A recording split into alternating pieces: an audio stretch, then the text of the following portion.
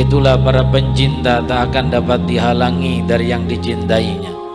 Apapun yang mereka lakukan dan apapun yang zaman lakukan, maka yang mencintai tak akan dapat dilepas dengan orang yang dicintainya.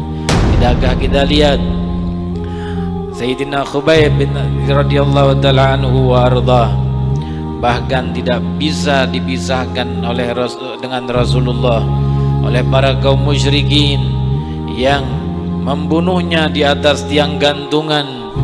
Lalu yang mereka dengar terakhir dari suara Sayyidina Khubayb radhiyallahu ta'ala anhu wa ardah adalah satu kalimat, dan kalimat itu berubah nama sosok yang paling besar ada dalam dadanya dari sekian makhluknya setelah Allah subhanahu wa ta'ala yang menciptakannya.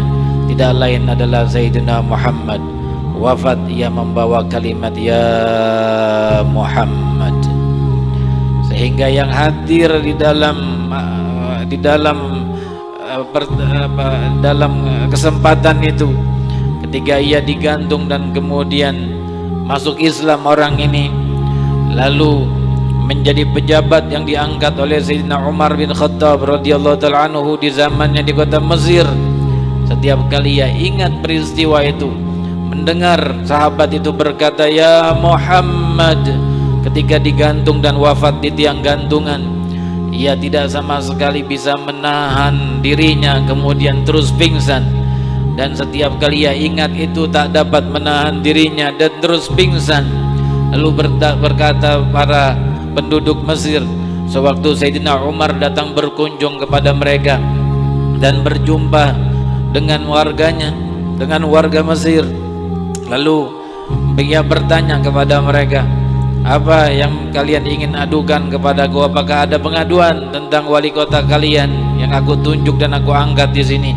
Lalu mereka pun mengadukan beberapa aduan.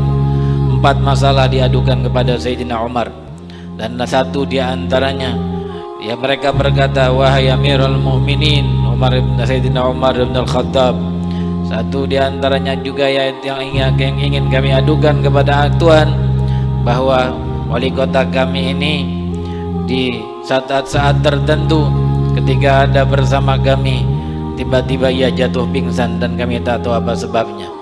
Maka disuruh orang wali kota ini untuk menjawab pertanyaan warganya yang diajukan kepada beliau Sayyidina Umar bin Khattab. Kemudian dijawab semua apa yang menjadi pertanyaan di benak mereka, kecuali yang satu ini. Kemudian dia minta maaf kepada Sayyidina Umar.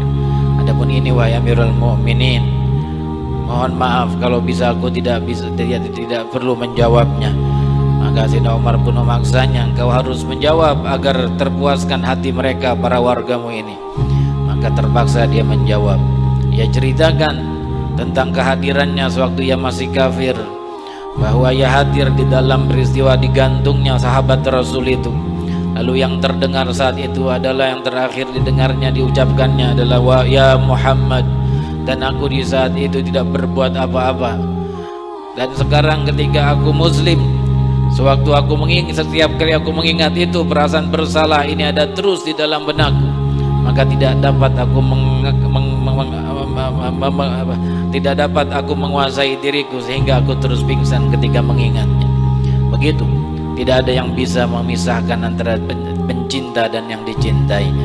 Walaupun zaman berlaku apapun, walaupun seseorang menguasai apapun, walaupun bala tentara dikerahkan kepadanya, walaupun senjata-senjata ditodongkan kepadanya dan dihadapkan kepadanya, tidak ada yang dapat memisahkan antara seorang pencinta dan yang dicintainya. Begitulah kisah sedikit dari sahabat Rasul sallallahu alaihi wasallam